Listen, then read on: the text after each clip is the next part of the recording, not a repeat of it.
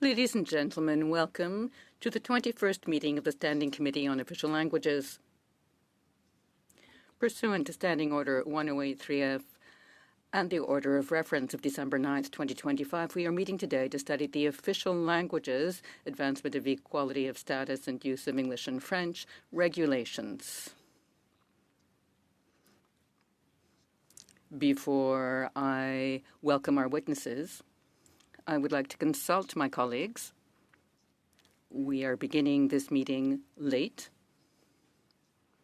So yes, we are beginning late. Late by about 40 minutes. We do have 2 hours of resource time, so we could continue the meeting for a full 2 hours. But I am aware that very often on Thursdays, MPs cannot stay beyond 5:30 in the afternoon. So I would like to consult you, dear colleagues. How would you like to proceed? Would you like to hold a 2-hour meeting? Otherwise, how would you like to shorten our meeting? Please, I would like to hear you. Mr. Godin. Mr. Godin, to be followed by Mr. Beaulieu. Thank you, Chair. You know there was a very important vote today in the House of Commons regarding a bill which is of your own personal initiative. So you have carried that, and we are very proud to have supported you in this matter. This is why we are a little late. Unfortunately, I've consulted my colleagues on this side, the Conservative side, and we cannot prolong our meeting given that we do have duties in our ridings. And I do suggest that we perhaps hold a 30-minute meeting with the Treasury Board Secretariat witnesses and the rest with the FCA, the Federation. Mr. Beaulieu, I tend to agree with that. Mr. Thériault, on this side, we could remain for 2 hours. I hear that my colleagues cannot do that, and we do understand your position. It would be important to hear both groups, 45 minutes, 2 panels, perhaps spread the time equally across them or between them. What do you think of that, Mr. Godin, Mr. Beaulieu? What's your opinion? Mr. Chair, I've told you what the Conservatives feel about this. Mr. Beaulieu says I would agree to 30 minutes each group. All right, what I see is that most colleagues would like to spend 30 minutes with our first set of witnesses and the remainder of the time with our colleagues from the second panel, our guests from the second panel. Do we need to vote on this? Very well. So we are voting on what is being suggested by Mr. Godin. Thank you, Chair. No. Madame Chenette? Non. Madame Mingarelli? Non. Monsieur Villeneuve? Non. Monsieur Godin? En fait, Madame la Présidente, on perd du temps. Well, indeed, Madam Chair, we're losing time right now. We know what the result will be, and yes, of course, I support my own suggestion. Oui. Monsieur Bélanger? Oui. Mr. Baxty? Yes. Monsieur Beaulieu? Oui. 5 pour, 4 contre. Okay. Donc, la... Very well. So Mr. Godin's proposal is adopted. We will now have 30 minutes with our first panel of witnesses, and we will use the remainder of the time for a discussion with our colleagues from the Federation of Francophone and Acadian Communities, FCFA. A little reminder, during the last meeting, we decided that we wished to put aside 5 minutes at the end of this meeting to wind up our discussion about the nomination of Kelly Burke. So I will put aside that 5 minutes at 5:25. Good? Very well. So that was just a reminder. Mr. Deschênes-Thériault, followed by Mr. Godin. Before we begin hearing the witness, could we hear how we are spreading that 30 minutes across the witnesses? Mr. Godin, Mr. Chair, I did not have this data before I made my proposal, so could we then, and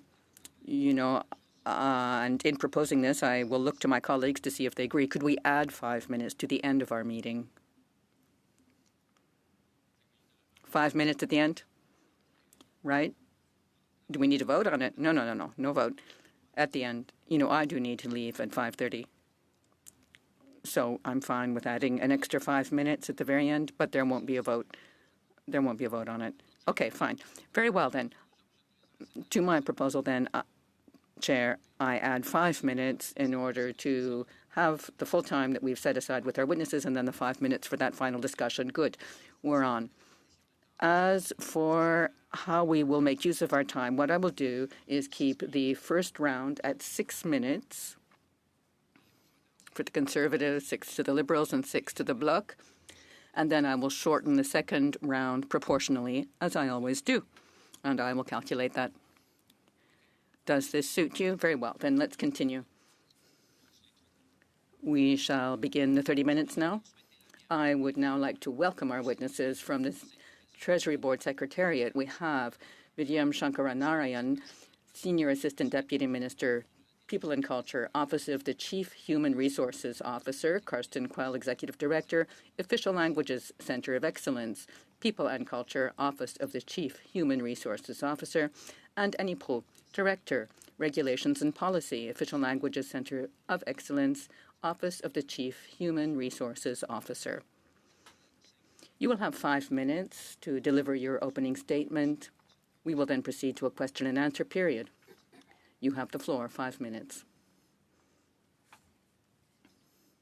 Before we begin, I want to express my deepest condolences to the families and community members affected by the tragedy in Tumbler Ridge.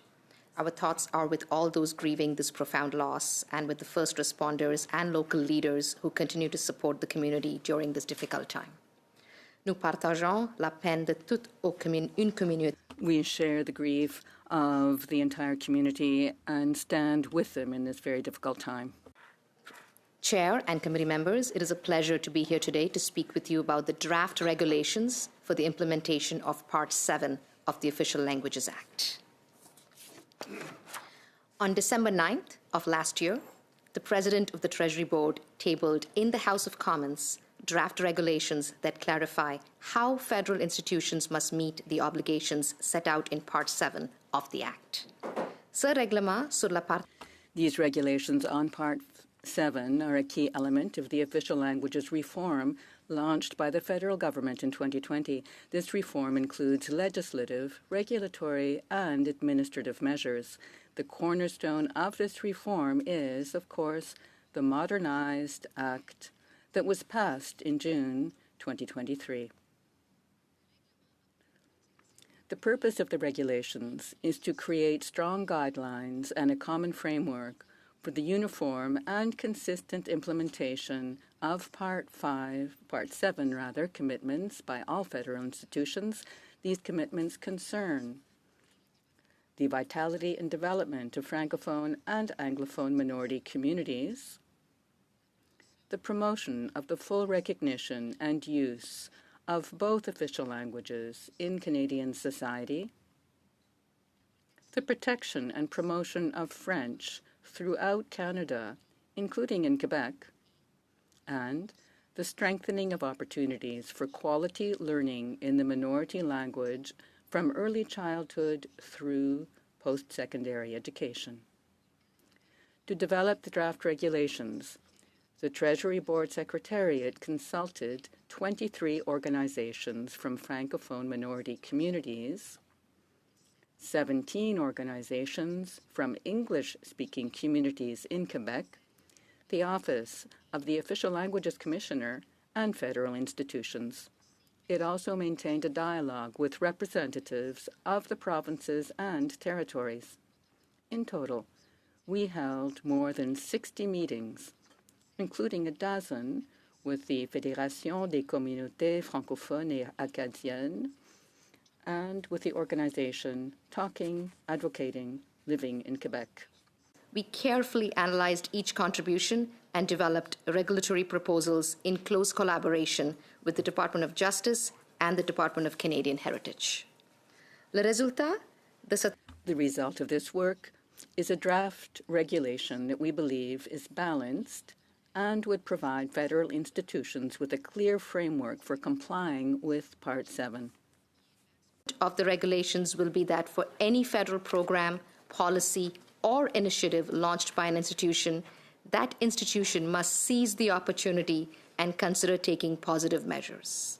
In doing so, it must consult official language stakeholders, conduct an analysis that takes into account the uniqueness and diversity of English and French-speaking linguistic minority communities, and document the actions it is taking to promote Part 7 commitments. L'avant-projet prévoit. The draft clearly sets out when an institution must consider whether positive action can be taken or whether the negative consequences of certain decisions with respect to Part 7 commitments can be avoided or mitigated. These times include, in particular, the development, restructuring, abolition, or transfer of responsibilities with respect to a program, policy, or initiative. Institutions must consider how their decisions affect Part 7 commitments, including effects on community vitality, for example, in culture, education, health, justice, employment, and immigration. The draft regulations clarify that institutions must provide reasonable notice for dialogue and consultation activities, and that they must provide consulted stakeholders with a summary and an opportunity to provide feedback. There are 10 seconds left, so I just ask you to wrap up. I will wrap up that the regulations are not the end of the process. To ensure they're fully operationalized, additional policy instruments such as a directive and guidance are being developed to complement the regulations. Okay, thank you. Merci beaucoup. Je passe la parole maintenant à M. Gaudin pour 6 minutes. Thank you very much. Mr. Godin, you have 6 minutes. Thank you, Mr. Chair. Thank you, ladies and gentlemen, for being here to help us. I think that this testimony is important, and you're able to help us understand the process and the regulation here today. First, I would like to know, you have said that you held 60 meetings as part of your process in drafting this report. And the report, reading it, I think that a number of things have gone missing. You have mentioned clarity, guidelines, a framework, a clear framework. That's not what I see. So I'd like to hear you on this. When you carried out these consultations, could you tell us in percentages how many elements of those that you heard then actually made their way into the draft regulation? I will begin, and I will turn this over to one of my colleagues to provide you with an accurate list. Well, look, I'm just asking for a percentage. All right, percentage, not a list. All right. And perhaps, Karsten, you could tell us. Well, I would say it's a little more difficult to give you a percentage, given this is a qualitative product, really. I can't really give you a percentage, but I can give you some examples. No. I'll stop you right there, Mr. Quell. I'd like to know, have you kept many of the ideas brought to you by people who are out there in the field? Yes, many. 50%? More than 50%? Difficult to say. Okay, fine. Well, we can certainly get back to you with a percentage if you wish. Not necessary.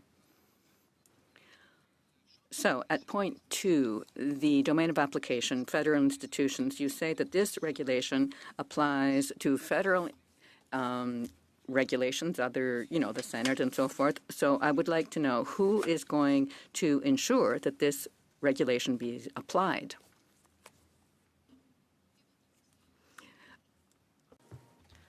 So your question is, so point 2 on the regulation that you probably have, in where it's applicable, this regulation applies to federal institutions other than the exclusions. My question is simple. Who will ensure that the different departments, including the Privy Council, will apply the regulation? Everyone will apply the regulation. But if they do not comply, who has the power to intervene? Who has the power to intervene with those who do not comply? Here.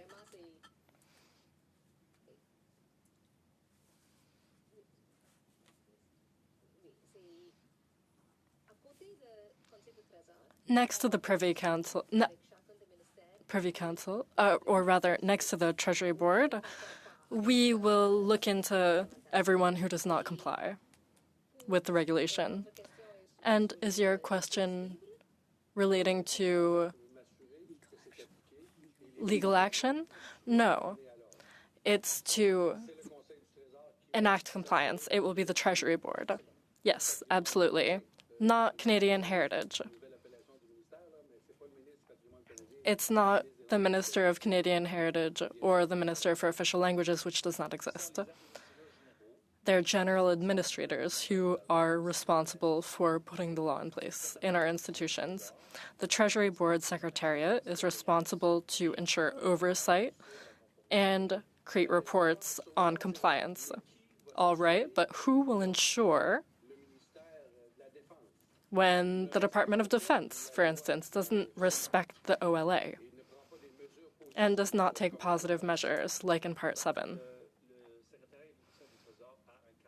The TBS has a framework on compliance. That framework allows to apply different measures on a gradient of seriousness. For all departments, we start with persuasion, then we move to informing and educating the department. We give them a chance to find solutions. After, it almost never happens that a department refuses to act. But listen, I understand. But in effect, the departments never say no to respecting and being compliant. But what does the TBS do to ensure that even if the department says yes, that they concretely comply? Since last year, we started data analysis on Part 7, or rather data collection. And so the department collects information in annual reports. You receive the annual reports, a copy of them. And we ask for justification if we doubt what they say. So you're saying it's new. It started last year. 30 seconds. Annual reports have existed for quite a while, but since the OLA was modernized and the Part 7 responsibilities that repose upon us, that's when it was put in place. It's from last year. It's new.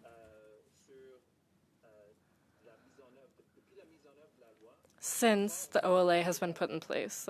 With laws, there's always, you said 1 year ago. I'm just repeating you. We have to end.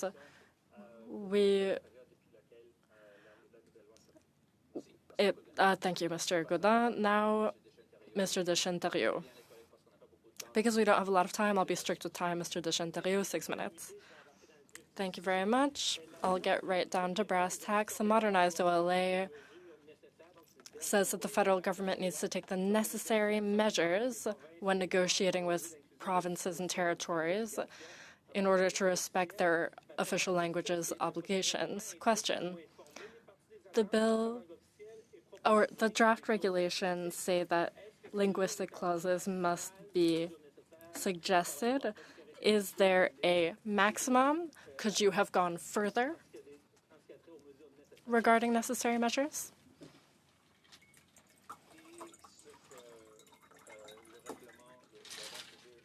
What the draft regulations set out, we have it, but my question is more, could you have gone further from what was suggested?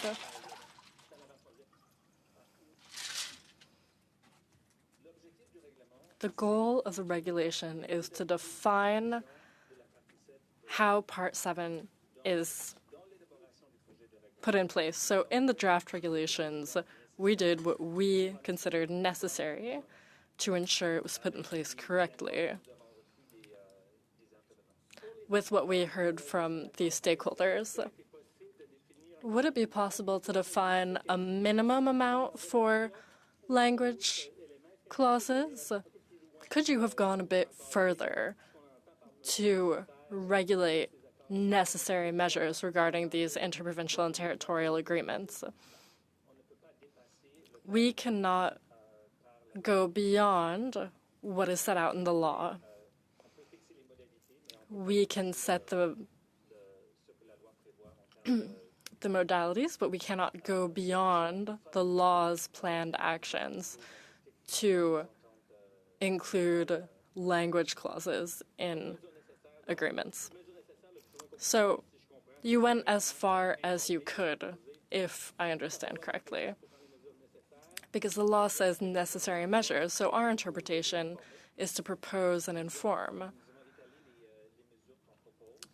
We set out the proposed measures. The federal government must inform the stakeholders on the expectations and obligations regarding official languages and suggest things to include, 41.2 in the modernized OLA recognized that even though English and French have legal status in law, they have an asymmetrical situation. French is in a minority in North America and Canada. They need more, and French therefore needs more protection. How does this particular status of French, how is it taken into account when you came up with the draft regulations, and how do you take that into, how will that be operationalized when you carry out the draft regulations? The draft regulations reflect Part 7 of the OLA. Let's look at 4.4 in the draft regulations. Here,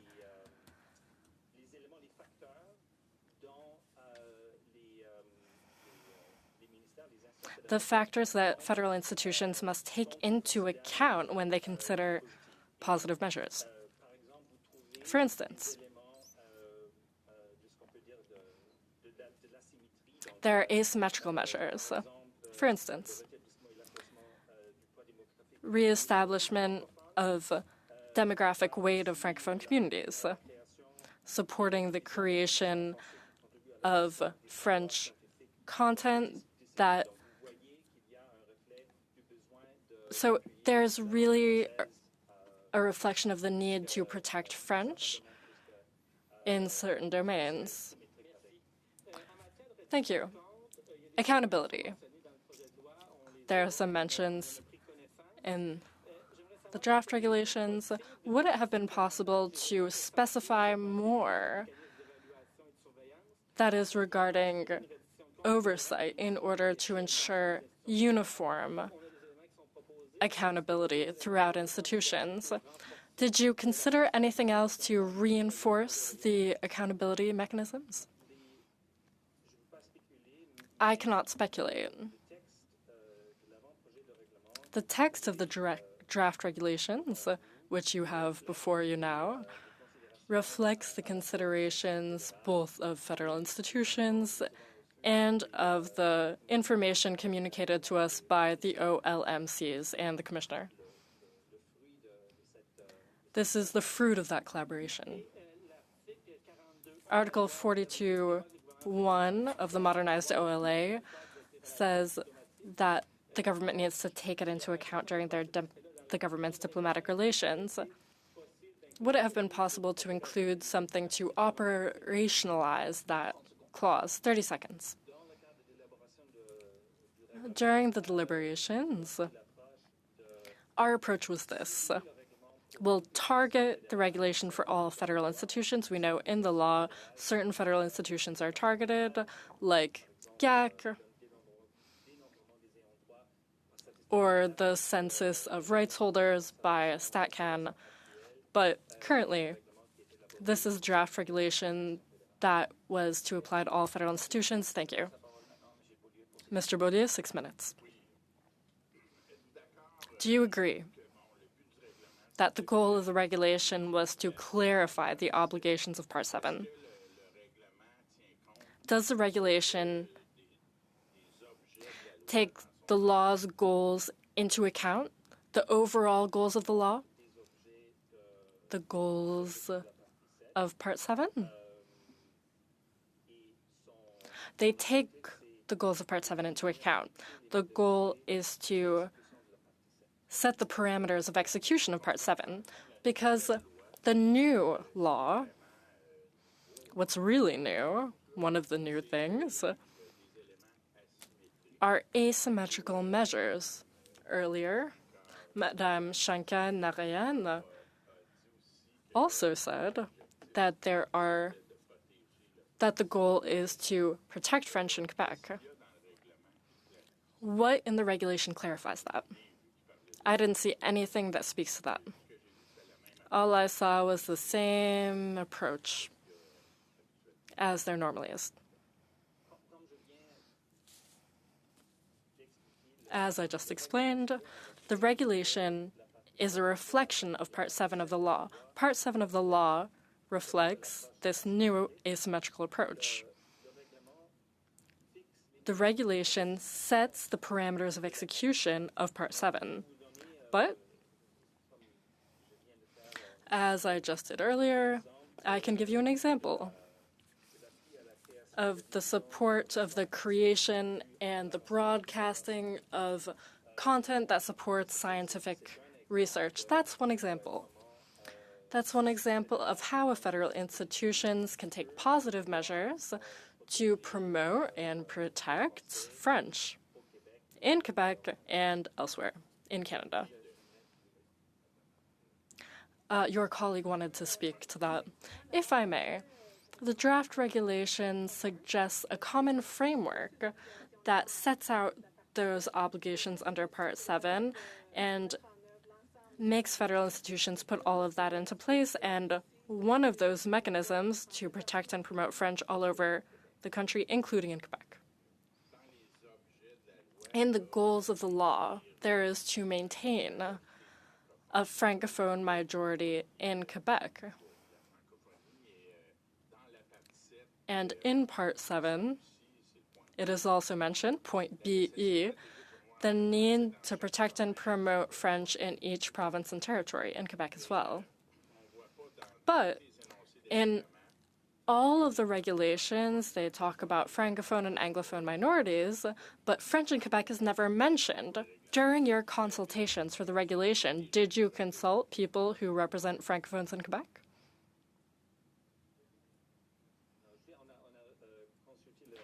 We consulted the government of Quebec. More broadly, I'm looking at a document we use to inform federal institutions. No, you didn't consult any group. For instance, the FCFA for Francophones outside of Quebec or community groups in Quebec, there's the same thing, but you didn't consult any of those groups. I don't know about that. Could you speak to that? We consulted some representatives of the Quebec government, but not representatives of, for instance, community organizations that promote French. We met organizations that promote bilingualism in the country. We can get back to you on that with more details. In any case, so that's what I think's a real shame with the new draft regulations. It does not clarify this aspect. For instance, up until now, there hasn't been any new positive measure for French when you look in the public accounts for French in Quebec. I'm not speaking about outside of Quebec. Whereas, in the law, there are multiple ministers that said we'll protect French in Quebec, but if we look at the public accounts, there's nothing for French in Quebec. And the regulation would not clarify that. The regulation would help institutions to fulfill their obligation to take positive measures, and those positive measures must be taken on 3 levels. Vitality of minorities, second element, protecting French. And in this case, we recognize that French is in a minority situation. And positive measures taken by federal institutions, but you're repeating parts of the law, but you're not clarifying. I think the FCFA, it's not related to Quebec, but they said that there's no specific goals set out in order to guide the implementation and the interpretation of the regulation. Wouldn't there have been a way to clarify further? 15 seconds. We're in the draft regulations. We favorably welcome any suggestion or comment. We are waiting for briefings from community groups. So we will certainly look into all other suggestions regarding the regulation. Thank you. Colleagues, second round. I will proportionally reduce the time. Mr. Godin, 2 minutes. Thank you. I think it's interesting that you're saying it's a draft regulation, which means you're receptive to suggestions and comments. Question. In language clauses, at Part 7, agreements between the levels of government, they'll take necessary steps. Point 1, by informing the parties of the expectations. I'm not going to read it all out, but I'd like to see this. Would it be possible to add one part, probably item C, following B, to say that the federal government in all negotiations with provinces and territories must make the obligation to make dispositions publicly available. I don't want to know what's happening at the negotiating table. The federal government has an obligation to propose mechanisms. Can we know the mechanisms that were proposed? And then we'll know how it ended with the final agreement. Could we add that in? 35 seconds. I'll take your suggestion under advisement, and we will duly consider it. My colleague might have something to say. 20 seconds. We must take the context and the goals into account. That applies to each agreement. There must be an analysis that takes the context into account. I have no problem with that. I just want to know after the analysis, when you meet with provinces, they would have an obligation to propose mechanisms. I'd like us to make those mechanisms, those proposed mechanisms, public. And I appreciate your openness, and I appreciate that you took it down, and I'm looking forward to reading the next version. Thank you. Now, Madame Chenette, 2 minutes. Thank you. Pleasure to see you. Quick question, because you're talking about the importance of consultation. This week I heard the FCFA appear, and they said that they were only consulted twice. It didn't seem like a lot. Is that the case, or were there more consultations? I'll start. We undertook consultations with all minority communities, including the FCFA, TALK, and others, including this morning. Just this morning, we had an informal consultation with all minority communities to discuss with our committee, and that created an opportunity to receive their recommendations, to continue to consult. One of the recommendations was to have a subcommittee in order to set out the agreements, to develop the agreements. I wanted to know how many. The exact numbers, Annie? 40 seconds. Thank you.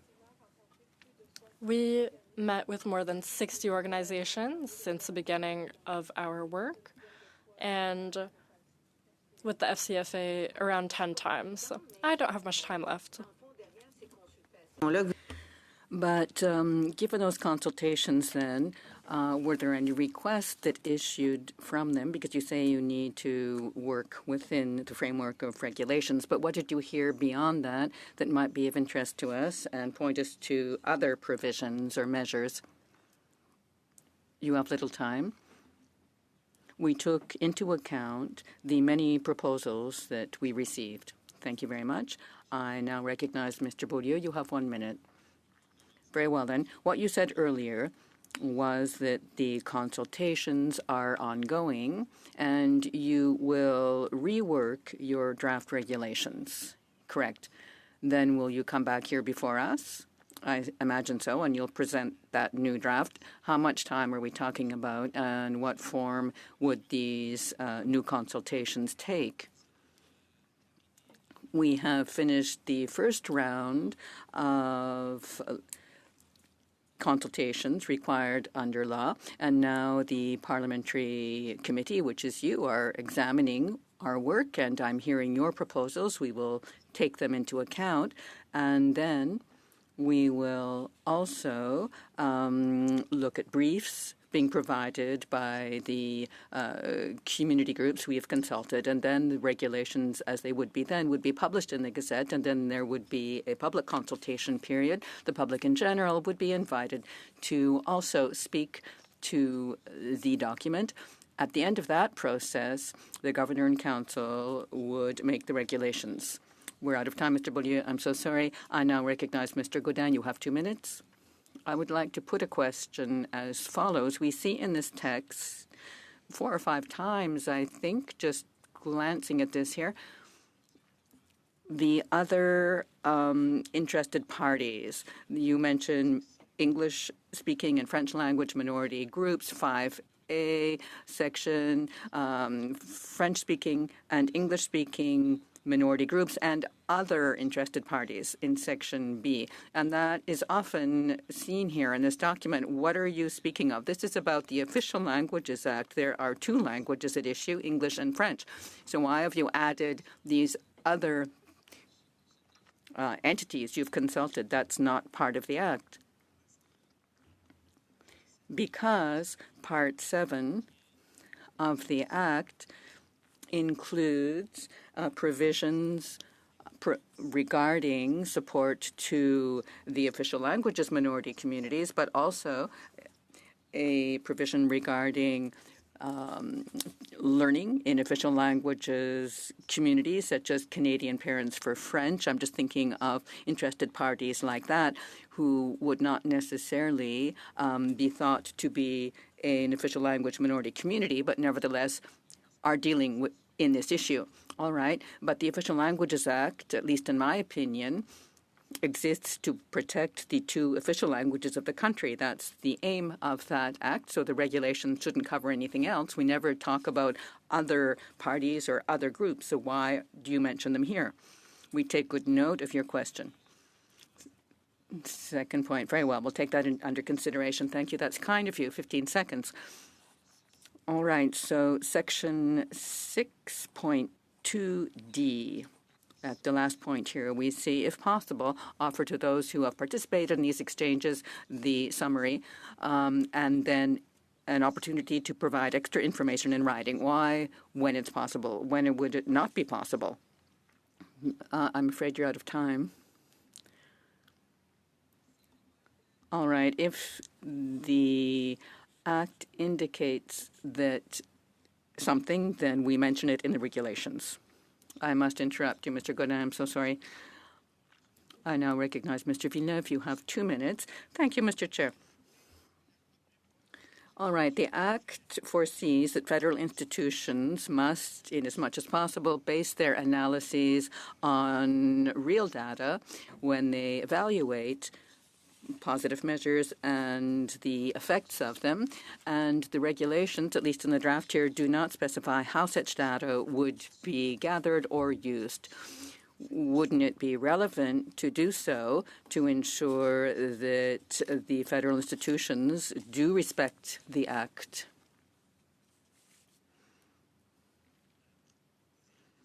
You're asking the question. Yes, I am putting the question.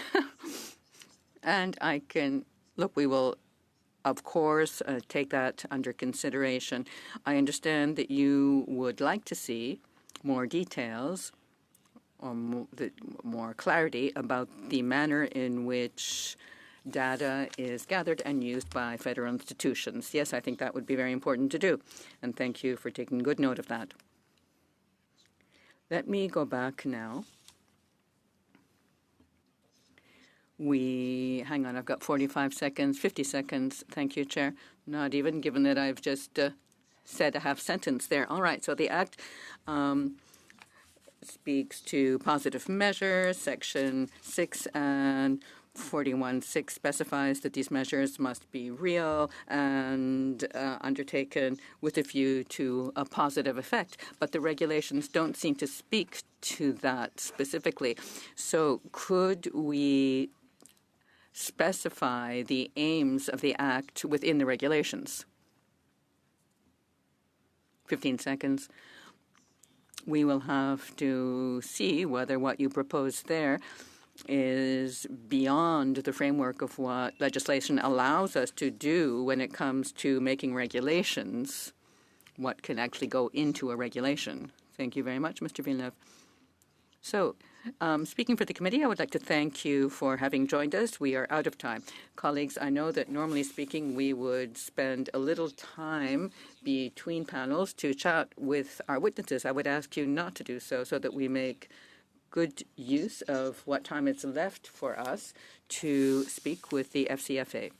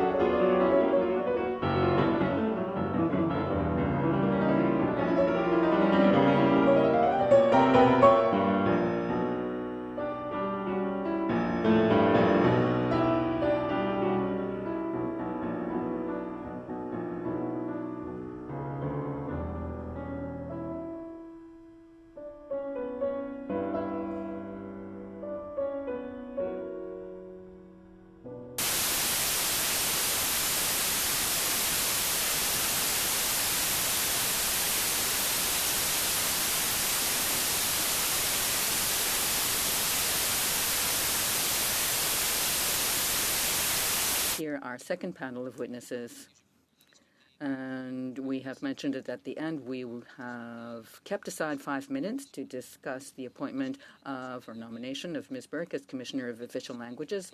I now welcome our witnesses from the Fédération des communautés francophones et acadiennes du Canada. We have Ms. Roy, President, Alain Dupuis, Executive Director, and John-Marc Kays, who is a professor, joining us by video conference.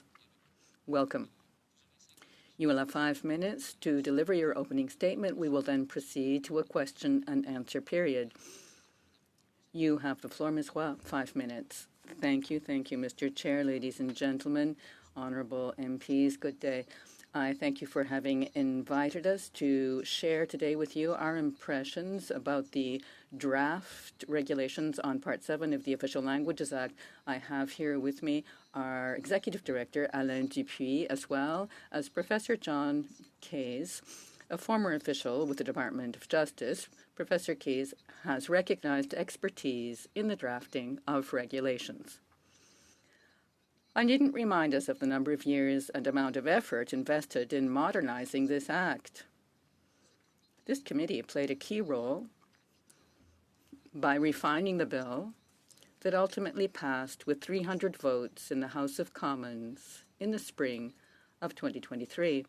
It was a historic moment, and the scale of the vote sent a clear message about the legislators' intent. Strong and bold action to halt the decline of French across the country.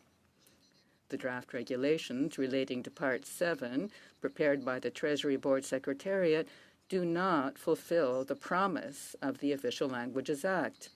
They do not reflect, or reflect only minimally, the will to bring about change originally reflected in Bill C-13. As you know, the Modernized Act introduces a new paradigm for a differential approach in recognizing that one of our two official languages, French, is vulnerable and requires special measures to protect and promote it. The draft regulations do not seem to take any of this into account. Indeed, they're grounded in the old paradigm of a symmetric relationship between French and English. The document also suffers from a glaring lack of clarity, particularly with regard to the process used to determine positive measures. The document merely repeats what is already stated in the Act. Such is the unwillingness to reflect the importance of protecting and promoting French in this draft that were it adopted in its current form, the momentum that you, parliamentarians, have sought to create would be brutally curtailed. I would therefore like to reiterate 4 of our association's essential recommendations. First, the regulation must specify that positive measures must have a concrete and demonstrable positive effect. They must be developed and implemented in effective consultation with official language minority communities. Second, positive measures must be based on analyses, based on dialogue and consultation, and research and evidence. The draft regulations are vague and not binding in this regard. Third, the regulations must require federal institutions that they develop frameworks and action plans based on specific indicators. This is the only way to assess the gaps that need to be filled to ensure substantive equality for linguistic minorities and to take the necessary measures to close these gaps. Finally, with regard to collaboration with the provinces and territories, the regulations must specify the obligation of federal institutions to promote the inclusion of language clauses at all stages of the implementation of transfer agreements, framework, protocols, bilateral agreements, and action plans in particular. Honourable members of the Official Languages Committee, we have been monitoring the implementation of the Official Languages Act for 50 years now. We've spent several years explaining to federal institutions what constitutes a positive measure. We have tirelessly proposed public policy solutions to improve the lot of Francophone communities that have been sidelined in this draft regulation. Our recommendations, which are well known to the Treasury Board Secretariat, have not changed since June 2023, and they are rooted in our experience. It will be important for the Secretariat to go back to the drawing board, and it is crucial that the Secretariat listen to what communities have to say. Otherwise, we fear that all these years spent in hard work to modernize the Act will have been in vain. Thank you. I look forward to answering your questions. Thank you. Exactly 5 minutes. Much appreciated. So we go to the questions from our MPs. Once again, colleagues, I'll be very strict on time. Mr. Godin, you have 6 minutes. Thank you, Mr. Chair. Thank you, Mr. Dupuis and Ms. Roy, for being with us.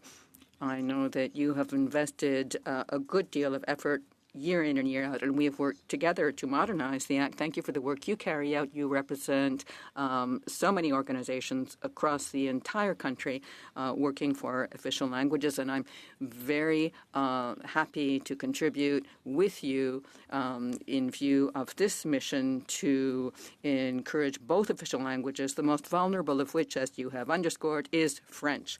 So you were here while the Treasury Board Secretariat was testifying. Do you find that in this draft regulations document regarding Part 7, the elements that you provided to the Secretariat when you were consulted, very few of those elements were kept and used? Let's take a percentage, because I put the question in this way to the Secretariat. Treasury Board Secretariat, I just want, a sort of percentage, 10% of what you suggested actually here integrated into the draft, or is it, you know, a 0.000? Perhaps 1 at the end of those zeros. Generously speaking, 20%. Very well, Ms. Roy. What I understand from your opening statement is that you are very disappointed, given all the effort you've put into this. What is the highest priority for you, something that absolutely must appear in the regulations regarding Part 7? The priority, and of course, you will be able to see our suggestions in the brief we will file. But among the gaps we have seen, that positive measures are our priority. We would like to add something to the regulations clarifying exactly what the positive measures are aiming for, establish a clear process for drawing them up and adopting and implementing them, including a process to be able to judge negative impacts on communities, creating and publishing advancement indicators on these measures, and then our communities insist on dialogue and consultation that is effective and ongoing, but they also need indicators of effects and data, evidence, basically. Very well. Ms. Roy, could you possibly, I understand you mentioned a brief that you will provide us with, and indeed, a brief would help ensure that the Secretariat take into account your suggestions so that more than 20% of your suggestions would wind up in a second draft. But could you provide us with more details defining positive measures, the process, the indicators, and help us help them? Yes, we've done this already since 2023, but we'll continue. Yes, but you know, it's an ongoing project. Yes, indeed. Another question regarding linguistic clauses. This is a new concept in this Act. Do you think, because I've suggested to the Treasury Board Secretariat that they add an element of rendering everything public, as a duty of proposing provisions or measures in all negotiations held between the federal government and the provinces. Would you support that? And do you think that's something that absolutely must be included in the regulations? Yes, indeed. I totally agree with what you've just said. Excellent. If I may, of course, Mr. Dupuis, regarding the linguistic clauses, we would like to add as well that the federal government have the duty to do as you have said, but that be ongoing throughout the entire process. So the framework agreement negotiated between the feds and the provinces, that's the first time that clauses can be included. But if they're not accepted for that framework agreement, we go to a second stage, the bilateral agreement signed with each and every province. That's another time to include these undertakings because a province might want to include undertakings affecting official languages at that point. And third, the action plans that each province must draw up on a 3 or 4 year cycle. And in those plans, there are specific initiatives that could be added to support the Francophone minority. So that process, that duty, ongoing duty to bring to the negotiation table these undertakings in support of official languages, we would like that added to the regulations. So, from what I understand, the federal government is obliged to propose provisions. You want to reinforce it to make it clear so that there's no ongoing fight for organizations, or rather, organizations have denounced the fact that that's not the case. 40 seconds. In conclusion, what could you give us that is extra information? Extra information, well, we established priorities. Now, beyond the priorities, what can we do as a country to really protect official languages regarding positive measures, on top of what you've already said? Is there one particular thing you'd like to add? 5 seconds. Very quick response, please. A consultation, an effective consultation must be defined to allow communities to prepare for consultations, to arrive with data, and there need to be distinct consultations for Francophone and Anglophone communities. They have different needs. We have multiple proposals to that effect. Thank you. Time is up. Now, Madame Mingerly, 6 minutes. Thank you, Chair. Thank you to our witnesses for being with us today. Thank you to Madame Roy, Mr. Dupuis, and Mr. Keyes. First, Ms. Roy. Last Monday, when you appeared at OLO, you said, "I don't know if it's a lack of will or of understanding, but the spirit of the law, or Bill C-13, that we worked so hard on is not reflected in the regulation as presented." How would one define the spirit of the law in a measurable way? And how can we operationalize it?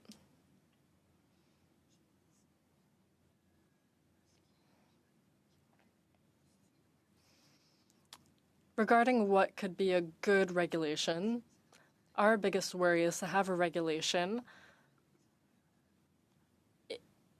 that would allow us to apply the law. For us, a good regulation would have positive measures that lead to the flourishing of communities. The regulation must also respect the principle of a differentiated approach. It recognizes that French is vulnerable all over the country and that more must be done to protect it.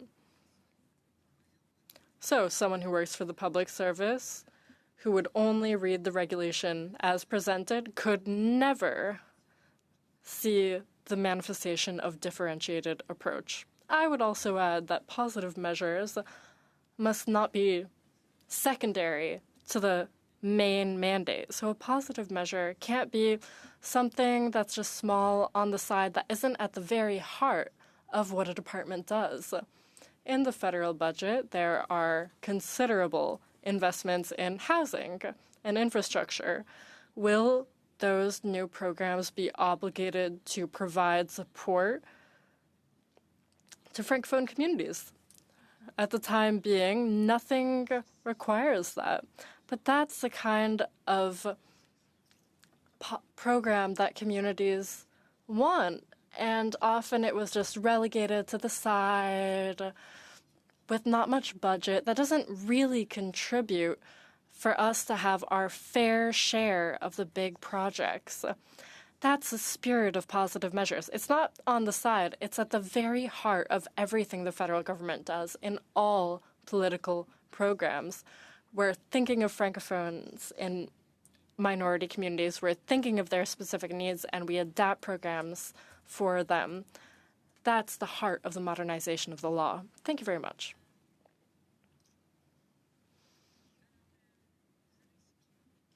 You suggested that positive measures ought to be based on the main mandate of the institution. And because it's not in the law, what's your recommendation to include that criteria in the regulation for each department? Mr. Keyes.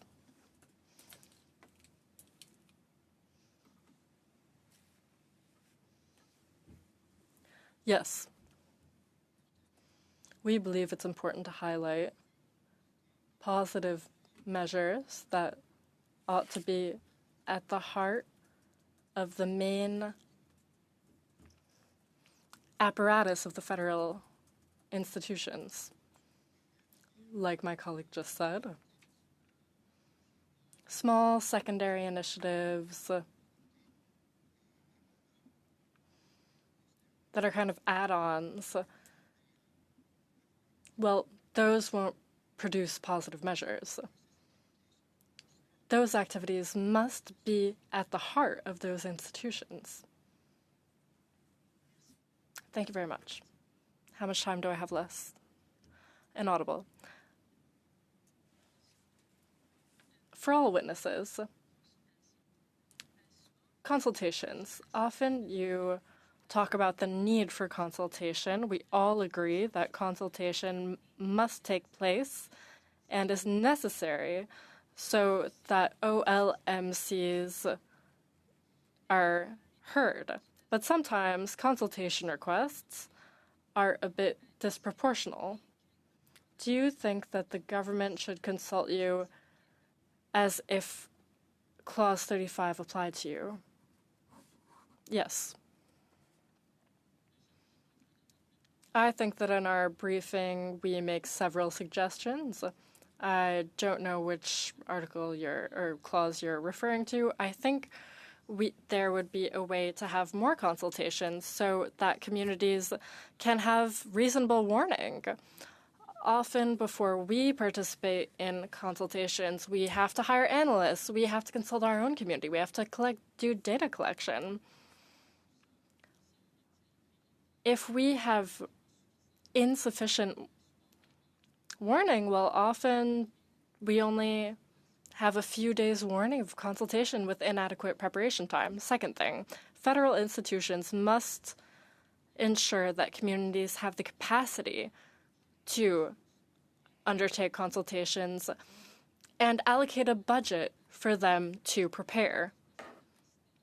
At the moment, that capacity is not present.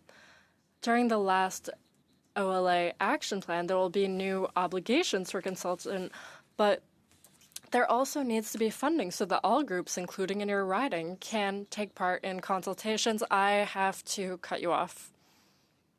Time's up. Thank you. Mr. Beaulieu, 6 minutes. Can you give me a specific example of a positive measure that's concrete that would fulfill your expectations with the goals, the timeline, the data, and how to integrate it into the main department's mandate, into a department's main mandate? For instance, the Immigration Department adopted a policy for Francophone immigration with goals, specific initiatives to meet goals. There's still a lot of work to be done, but within the Immigration Department of the last few years, there have been considerable changes and a specific policy to support Francophone minorities. For us, that's a positive measure. It's not an add-on. It's really an overall reflection on OLMCs. And that's an example that already works. Do you have an example of what you would like to see? Something that would work? A department, for instance, that doesn't have many positive measures, well, that's GAC. There's no funding to support Francophone Canadian organizations to flourish internationally. GAC was not included in the last OLA action plan, so they have very few initiatives that support us. When all of our files via education, immigration, culture, all of our files and our priorities now have an international section. We hope the regulation will change that.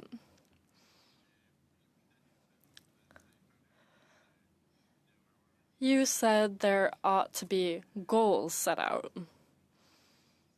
relating to positive measures. What would you suggest in order to help us interpret positive measures, substantive equality? That is a concrete measure that could be in the regulation. We sent you our brief beforehand on page 6, 1.1. We suggest that the regulation ensure that positive regulations take concrete steps that are adapted to the communities, that they take the OLA's tenets into account, the goal and the specific situation of French, the reparative nature of the law, and so on. that it effectively put measures into place to help those communities flourish, to protect French and recognize and use, what indicators would you use? For indicators, we have several. We have a way to go about regarding positive measures. So they're integrated in all main policies and federal institutions, that there be multiple specific actions and have a measurable impact. And we have a whole list of measurable impacts on language learning, on demographic weight. And so if we look at demographic weight of Francophones, that's mentioned in the law. Oh, excuse me. To reestablish Francophones' demographic weight, how would you evaluate that compared with, would you evaluate it with the first official language spoken at home? There are multiple language indicators. First language, first official language spoken. There's also knowledge of languages. It's not necessarily one factor or the next. I think all language variables must be taken into account.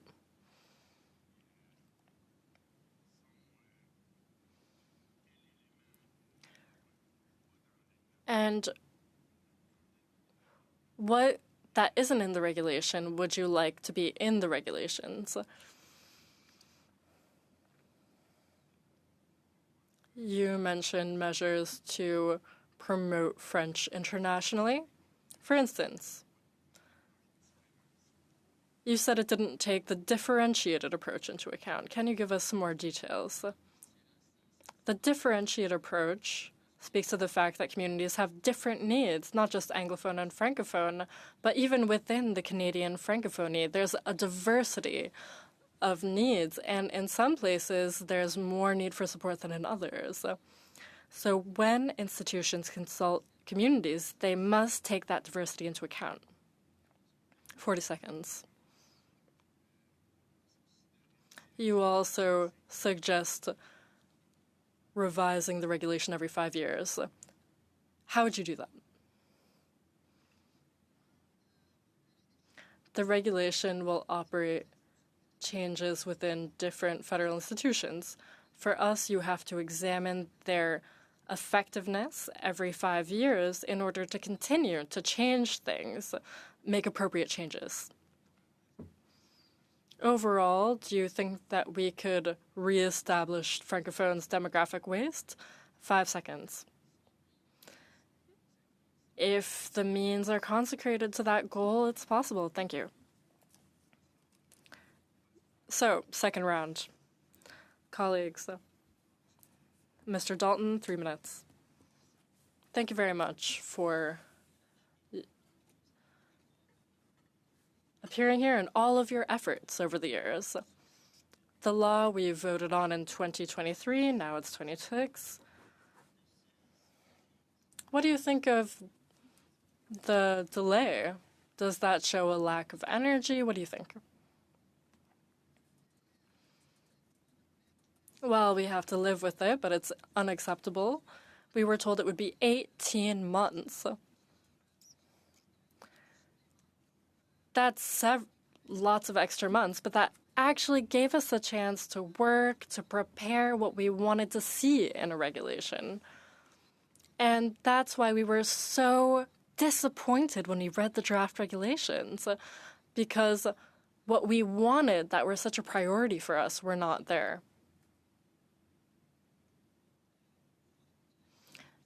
You spoke of the flagrant lack, the fact that you're disappointed. You think that the work wasn't adequately considered. Why? What's happening, in your opinion? We were consulted. All of our members, the 25 members, were consulted twice. We brought everyone together to participate in consultations. That's a lot of work. Moreover, the office, as well as the TBS, met around 10 times. But that's what's disappointing when we see what they put forward, because it does not take the elements into account. Our position hasn't changed since 2023. We keep on asking for the same things. And that's what we wanted to see, what we told them. So we keep on repeating ourselves. 50 seconds. In my opinion, it's a reflection of quite a lot. What we see with the Liberal government, with everything they do. Their actions don't follow their words. My colleague said, who will apply? Who will apply what must be applied? And the TBS's response is the Treasury Board. What do you think of that? It's a Treasury Board who ought ensure accountability and ensure that each federal institution fulfills their mandate and their action plan. So it is up to the TBS. And that's a new element since the modernization of the Act. Okay, thank you. Mr. Villeneuve, 3 minutes. Thank you very much. Hello? We've seen each other twice today. If I may, if passion leads to longevity, you'll live to 100. First question. How can one identify the most relevant context for consultation? For instance, the decision to invest in national defense versus key sectors for flourishing communities. I just want to ensure that I properly understood the question. It's on consultation? Yes. A bit like we mentioned earlier. We need reasonable advance warning to be prepared, because some of our groups, there's civil society, tiny, tiny teams, so we need advance warning. You have to take their human capabilities into account and establish a consultation calendar, and you need to do that with communities and federal institutions. And when you undergo the consultations between different communities, Francophone and Anglophone, we must receive the information regarding the consultation so we can continue to build on our data, on results. So it's really important to have reports so that we can continue. Thank you. I don't want to cut you off, but I'll ask you a few questions. You suggested that positive measures must be based upon the main mandate of the institution. Because that isn't in the law, what is your recommendation to include that criteria in the law for each department? 1 minute.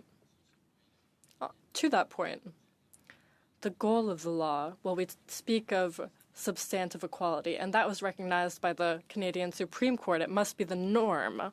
The norm for applying positive measures under the Act. So to attain substantive equality, you have to ensure that that is part of the main mandate and is in the mandate for every department. Otherwise, you'll never get there.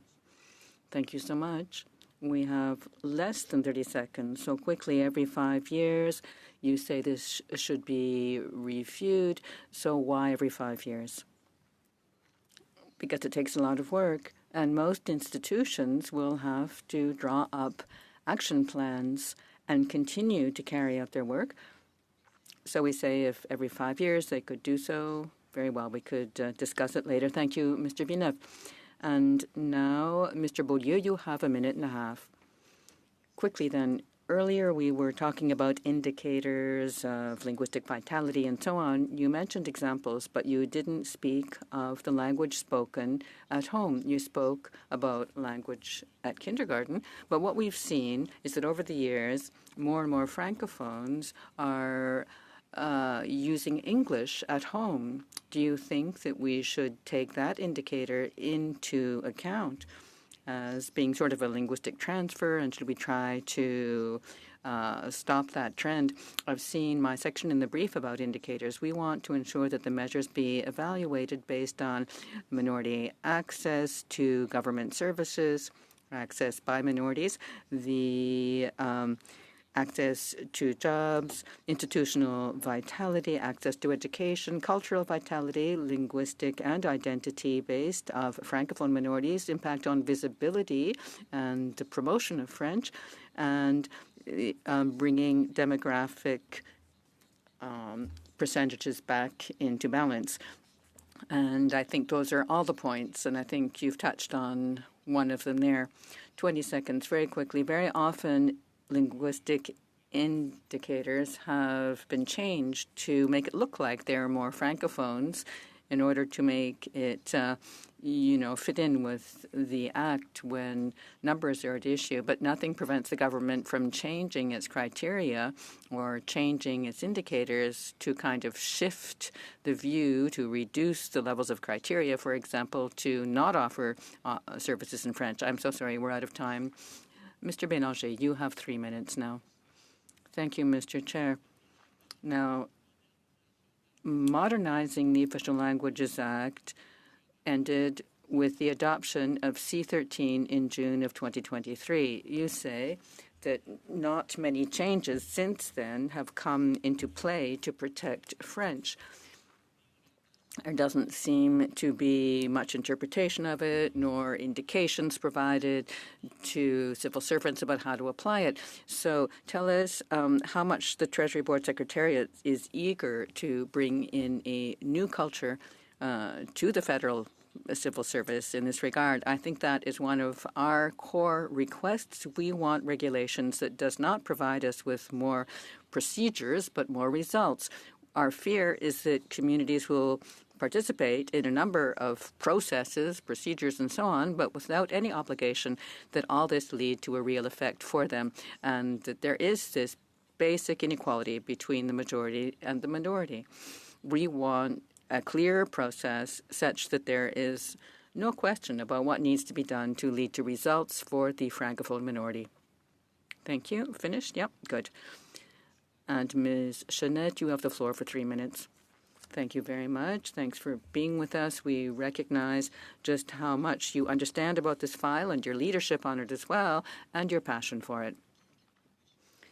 Listening to you, the 4 points that you brought up at the outset, which all seem very well-founded to me, I think the gap, this is my hypothesis, the gap is to be seen in the implementation of the whole thing. The government, isn't all on the same page, the different departments, heritage, defense, and so forth.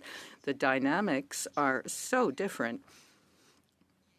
I understand that you're saying we shouldn't get bogged down in mere processes and procedures, but how realistic is it to try to get into regulations specific indicators? I've listened to your list, and then I've been thinking through the list of departments, and I'm saying, look, there's some that would find it absolutely impossible to turn up such indicators, not to say they shouldn't have any, but behind your argument there, I'm wondering whether it really makes sense to call for more evidence, more indicators. Well, yes, it's good, but how can we ask for a single approach when the departments are so different one from the other? Wouldn't it become counterproductive? I think that a federal institution, any single one, needn't meet all those criteria, but any federal institution can have an effect on promoting French, on the use of French within their department, and so on. Yes, I agree. But how far can we go in regulations? You're asking for clarity and details. Is that realistic? Because you may be writing there things that can't be applied across all departments, and we want to ensure that all the departments get involved to have a positive effect on the Francophone population. So, Francophone fact. So, what can one department do that the next can't do, and often they don't know what they're not doing, and so on. So if they haven't already worked on la francophonie in their departments, then obviously they have work to do, but there's a good deal for them to learn as well, and they can learn from each other. The challenge, though, is to not put them in a straitjacket, too much stuff, so they'll say at the outset, oh, no, we can't possibly do all that. How do we encourage them to learn as they go along and work within their own space? And, of course, these are processes and procedures, and you're saying we shouldn't get lost in those, but we have to keep in mind the diversity across the departments, basically. I think that the wording used in our brief is broad enough to allow all federal institutions to analyze what is possible given their mandate, their capacity to take action on this file. We are trying to encourage every department to think this through because, right now, many of them say, look, we have nothing to do with language, and that's what we need to change. Thank you so much. Speaking for the committee, I would like to thank you for testifying here, for your leadership as well. And colleagues, we decided that we would set aside 5 minutes to discuss Ms. Burke's nomination, and you're welcome to stay with us, witnesses. Colleagues, then, last time we agreed that we would report to the House regarding the nomination of Ms. Burke, but that we wanted to think through our recommendation. So we could decide to recommend her nomination or not. So the question is it your will to certify the nomination of Ms. Burke? Yes, we do recommend that. Mr. Godin, yes, we too.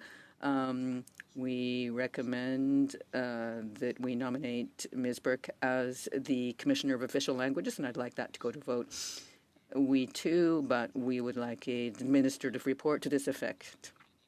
We have unanimous consent. Do we want a vote on this matter? No? Unanimous consent? Very well, then we can adjourn the meeting. Thank you very much.